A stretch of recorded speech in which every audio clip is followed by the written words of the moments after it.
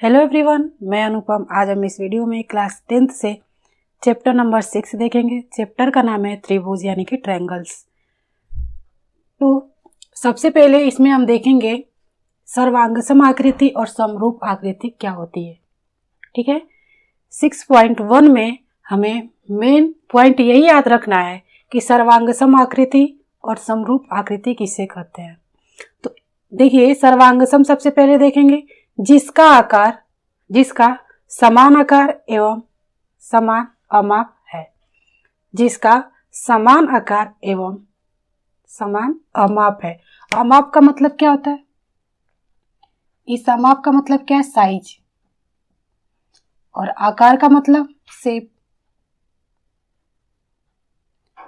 जिसका समान आकार एवं समान अमाप होगा वही हमारा सर्वांग समाकृति होगी। मैंने ये कुछ एग्जाम्पल्स भी लिए, तो इसमें हम देखेंगे कि हमारा सर्वांग समाकृति कौन सी है। तो कौन सी होगी? जिसकी शेप एंड साइज दोनों क्या होंगे? इक्वल होंगे, वही हमारी सर्वांग समाकृति होगी।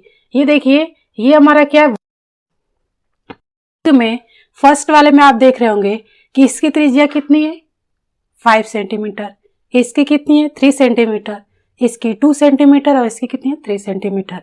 तो यहाँ पे देखिए, जिसका समान आकार हो, ठीक है, समान अमाप हो, यानी कि साइज भी क्या हो? समान हो।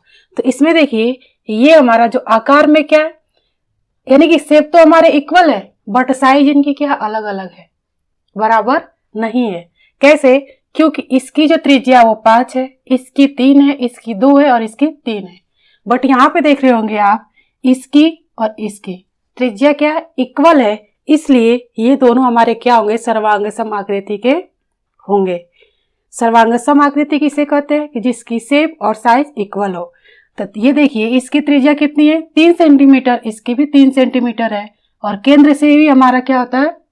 एक वृत्त बनता है। ठीक है, तो ये दोनों हमारे क्या हो जाएंगे? सर्वांग सम। तो नंबर दे देते हैं 1, 2, 3 एंड 4। इसमें हमारे 2 एंड 4 है।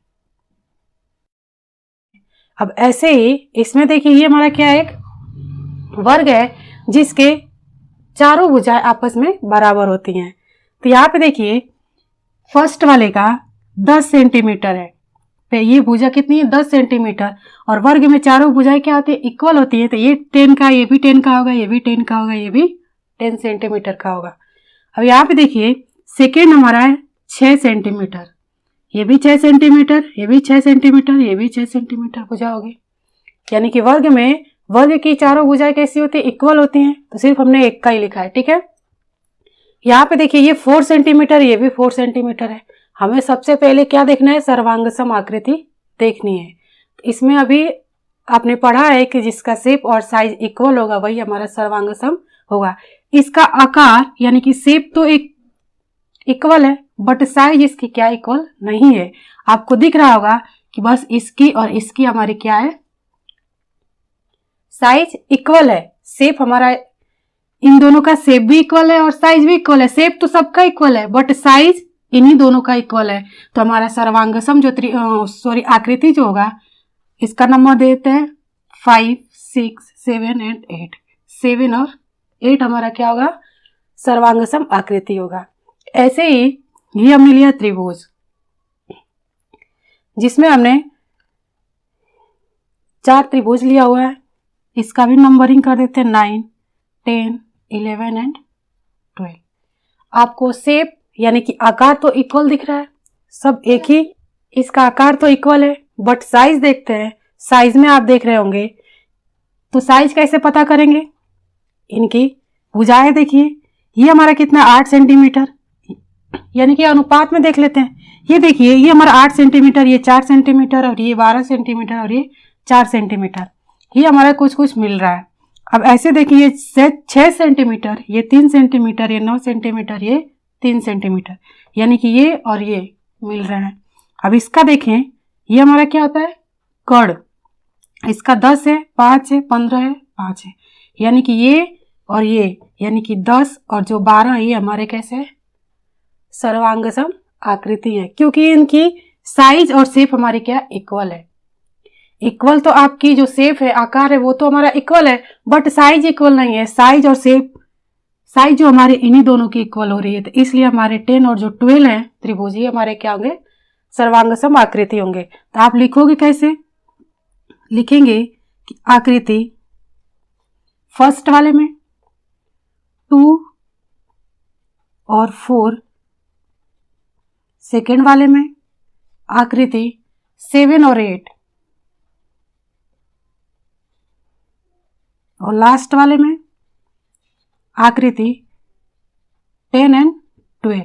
ये हमारे कैसे हैं, सर्वांग सम आकृति है। ठीक है, समझ में आया। सर्वांग सम उसे कहेंगे जिसके शेप भी इक्वल हो और साइज भी इक्वल हो। तो अब देखिए, समरूप आकृति किसे कहते हैं, जिसका आकार समान हो परंतु आमाप का समान होना को आवश्यक नहीं है। यानी कि आकार हमारा इक्वल हो सकता है बट आमाप यानी कि साइज इक्वल ना हो। तो इसी आकृति में देखिए,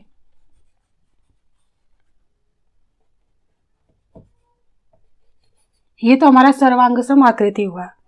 समरूप जिसका सिर्फ शेप बराबर हो, साइज की कोई जरूरत नहीं है। तो यहाँ पे देखिए, आकार तो ये हमारा सब इक्वल है, साइज कुछ भी हो सकता है, यानी कि ये हमारा क्या है, समरूप आकृति है। सिर्फ शेप इक्वल होना चाहिए। ठीक है, अगर इसमें देखें तो इसमें भी इसका जो आकार है, शेप है, वो क्या इक्वल है, क्योंकि ये सब क्या है, वर्ग है। ठीक है, साइज हमारे अलग अलग हैं, तो इसमें साइज का समान होना आवश्यक नहीं है। अब ऐसे त्रिभुज में देखें आप, तो ये पूरा हमारा टोटल क्या है, त्रिभुज है, यानी कि आकार जो हमारा है, शेप है, वो क्या है, इक्वल है। ठीक है, तो ये सारे जो हमारे हैं आकृति 1 2 3 4 5 6 7 8 कहाँ तक, 12 तक, ये सब कैसे हैं, समरूप आकृति के हैं। ठीक है, सर्वांग सम जिसका शेप और साइज दोनों बराबर हो, वो हमारा सर्वांग सम आकृति कहलाएगा। समरूप आकृति उसे कहेंगे जिसका सिर्फ आकार इक्वल हो। ठीक है, और अमाप यानी कि साइज बराबर न हो, समान न हो, तो उसकी आवश्यकता नहीं है। इतना समझ में आया। अगर देखिए फॉर एग्जाम्पल, ये हमने ले लिया 4 सेंटीमीटर, 3 सेंटीमीटर एंड 5 सेंटीमीटर, और एक और ले लिया, ये हमारा क्या हो गया, ये है 3 सेंटीमीटर। तो आप ये बताओ, ये दो जो ये एग्जाम्पल्स है, ये सर्वांग सम है कि समरूप है, सर्वांग सम है कि समरूप है। सर्वांग सम में आप क्या पढ़े हो कि शेप और साइज दोनों समान होने चाहिए। तो यहाँ पे देखिए, जो आकार हमारा ये कैसा है, त्रिभुजाकार है, और ये क्या है, एक वृत्त है। तो ये हमारा आकार जो है समान नहीं है। अगर साइज की बात करें तो जब आकार ही नहीं हमारा इक्वल है तो साइज तो इक्वल होगा नहीं, इसलिए ये हमारा सर्वांग सम आकृति नहीं है। अगर हम समरूप आकृति की बात करें तो समरूप आकृति में आपने पढ़ा है कि सिर्फ आकार हमारा समान होना चाहिए और अमाप जो साइज है वो हमारा समान न हो। ठीक है, तो ये देखिए, ये हमारा त्रिभुज है, ये हमारा क्या है, वृत्त है। तो क्या ये हमारा समरूप आकृति है? नहीं है, क्योंकि इसका आकार त्रिभुजाकार है और इसका क्या है, वृत्त के जैसे है, इसलिए ये हमारा क्या होगा, समरूप भी आकृति नहीं है। फॉर एग्जाम्पल्स, ये हमने 2 त्रिभुज ले लिया, 4 centimetre 4 centimetre, 3 centimetre 3 centimetre, and ये भी हमने ले लिया 3 सेंटीमीटर। ठीक है, तो अब बताइए कि क्या ये जो हमने अभी एग्जाम्पल्स लिया है, क्या ये हमारा सर्वांगसम या समरूप आकृति है? तो आपने सर्वांगसम में पढ़ा है कि शेप और साइज इक्वल होनी चाहिए, समान होनी चाहिए।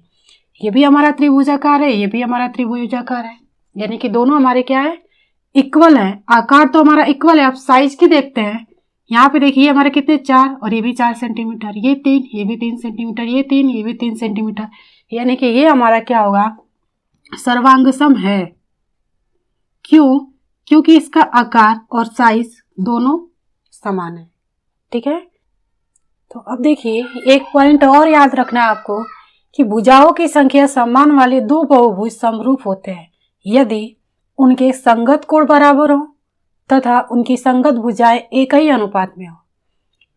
तो देखिए फर्स्ट एग्जांपल्स हमने ये दो आकृति ली हुई है। तो इसमें देखिए इसमें आपको ये बताना है कि हमारा समरूप है कि नहीं है। समरूप होने के लिए दो कंडीशन है कि संगत कोण हमारे बराबर होंगे और संगत भुजाएं एक ही अनुपात में होंगे और बराबर होंगे। तो वर्ग में आपको पता है कि हमारा कितने का होता है 90 का, ये कितने का होता है 90 का, यानी कि वर्ग में चारों जो कोण होते हैं वो कैसे कितने के होते हैं 90 के होते हैं। आयत में भी जो चारों कोण होते हैं वो हमारे कितने के होते हैं 90 के होते हैं। इस एंगल और ये एंगल कितने का है 90 का, ये भी हमारा कितने का होगा 90 का, ये भी कितने का होगा 90 का और ये भी कितने का होगा 90 का। इसकी संगत कोण इसका ये है, इसका ये है और इसका नाम देते A B C and D. ठीक है, तो सारे हमारे क्या 90 के हैं तो लिखेंगे कि संगत जो कोण है संगत कोण हमारे क्या है बराबर है। सेकेंड कंडीशन ये है कि संगत भुजाएं एक ही अनुपात में हो। तो ये देखिए ये वर्ग के चारों भुजाएं कितनी है 4 सेंटीमीटर की है, यानी कि 4/4 दो भुजा ले तो ठीक है। अगर इसकी देखा जाए ये 4 और इसका संगत ये है कितना है 4.5, ये 4/4 इसका संगत 4 का 4, इस संगत भुजा कितनी 4.5 है, अधिक है। तो ये हमारा जो होगा समरूप नहीं होगा क्योंकि कोण तो हमारा बराबर है बट भुजाओं का जो अनुपात है वो हमारा बराबर नहीं है, इसलिए ये हमारा क्या होगा समरूप नहीं होगा।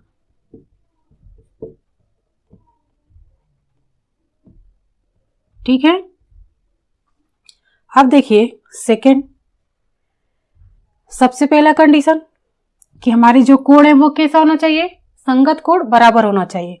यहाँ पे देखिए ये ए का और ये पी का, ये इसका संगत कोण ये 105 का, ये भी 105 का। बी का देखें ये 100, ये भी 100। इसकी संगत भुजा कोण 85, ये भी 85। इसकी संगत कोण 70, इसका भी कितना है 70। यानी कि संगत जो कोण है वो कैसे है बराबर है। पहला कंडीशन सेटिस्फाइड। सेकेंड कि जो भुजाएं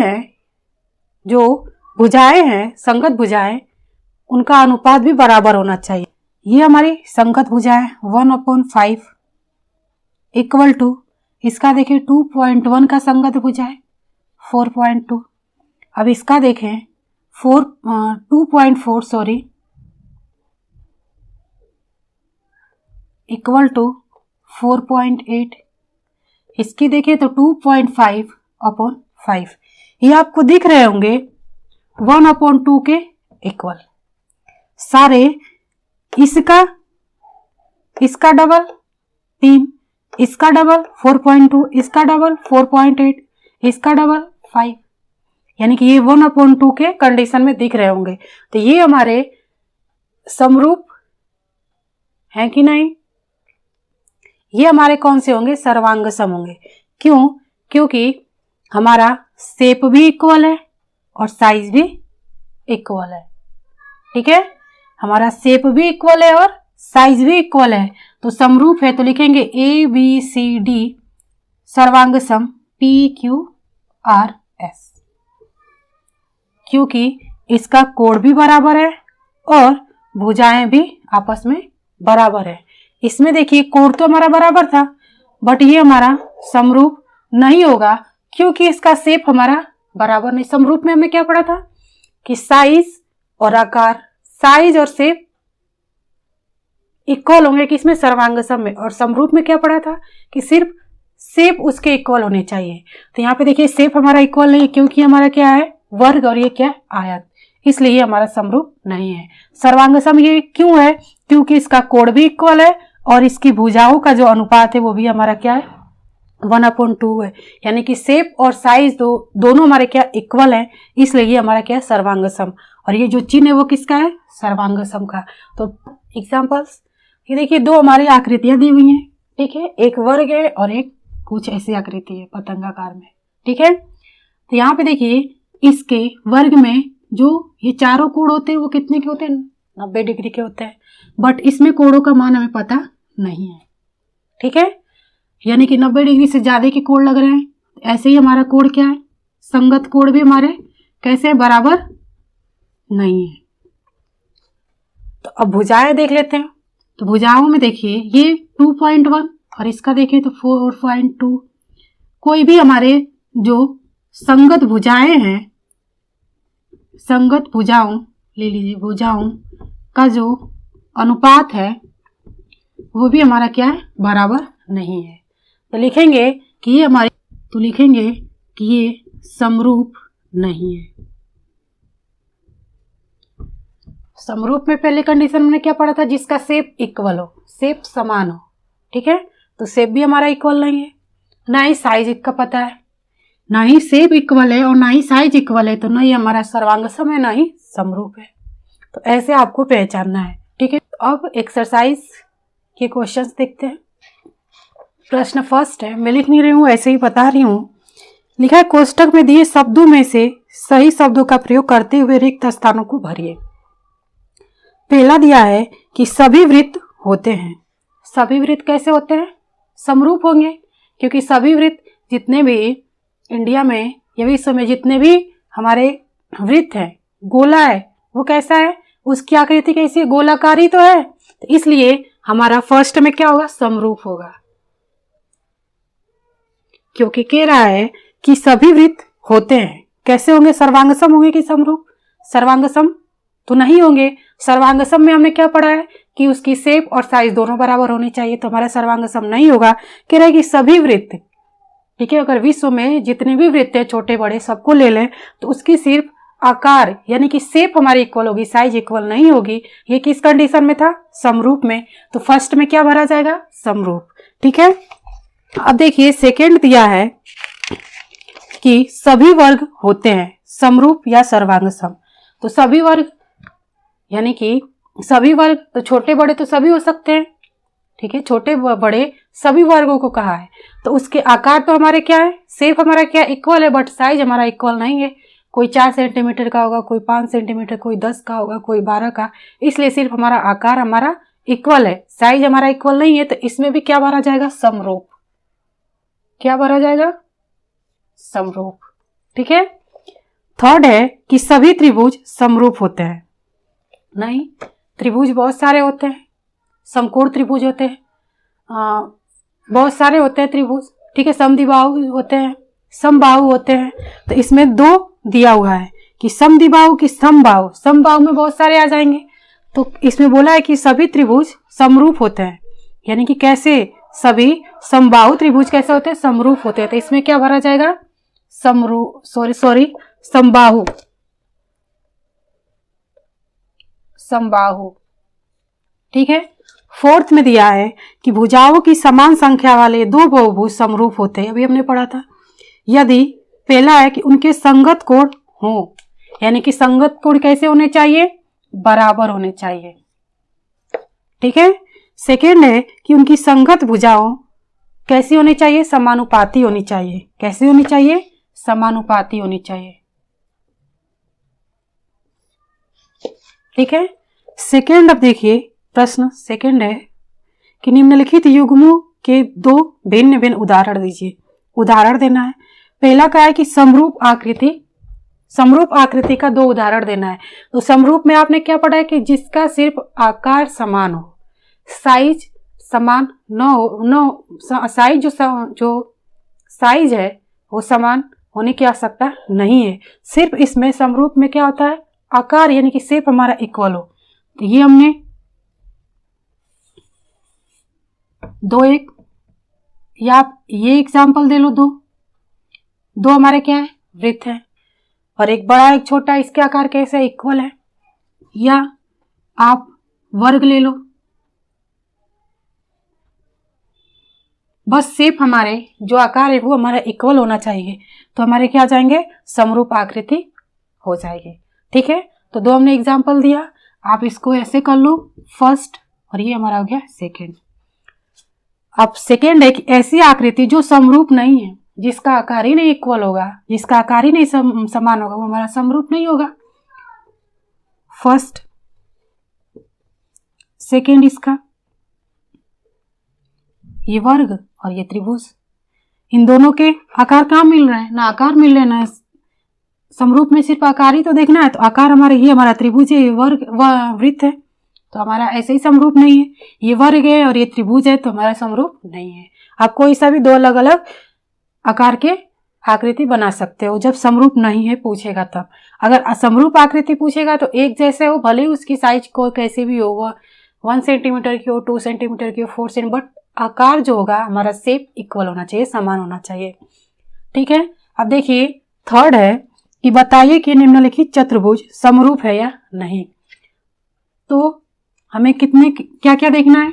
सबसे पहले आकार, अमाप यानी कि भुजाओं की संख्या, संगत भुजाएं, ठीक है। फिर कोण देखना है। तो सबसे पहले आकार देखते हैं। ये हमारा वर्ग दिख रहा है, ये भी वर्ग है बट कुछ इस टाइप का है, ठीक है। आकार तो हमारे क्या है? एक जैसे नहीं दिख रहे हैं। अब अमाप यानी कि भुजाएं देखते हैं। तो भुजाओं में देखिए ये 1.5 का, ये 3 का है, यानी कि भुजाएं भी हमारी बराबर नहीं है। कोण की बात करें तो वर्ग में ये जो हमारे कोण होते हैं वो कितने कितने के होते हैं? 90 डिग्री के होते हैं। अब यहाँ बताइए 90 के होते हैं, इनका तो हमें पता ही नहीं है, तो कैसे करेंगे? यानी कि कोण भी हमारे बराबर नहीं है। कोण भी हमारे कैसे बराबर नहीं है? ना आकार का पता है, ना भुजाएं भी हमारी बराबर नहीं, ना ही कोण बराबर है। तो लिखेंगे कि हमारी समरूप, यह आकृति समरूप नहीं है। बस इतना ही आपको करना था, ठीक है। तो इस वीडियो में इतना ही। अगले वीडियो में हम 6.2 करेंगे। अगर आपको कोई भी प्रॉब्लम हो तो आप कमेंट बॉक्स में ज़रूर बताएं। तो हमारी ये वीडियो अच्छी लगी तो लाइक करें, शेयर करें, सब्सक्राइब करें, दोस्तों के साथ शेयर करना ना भूलें। अब मिलेंगे अगले वीडियो में।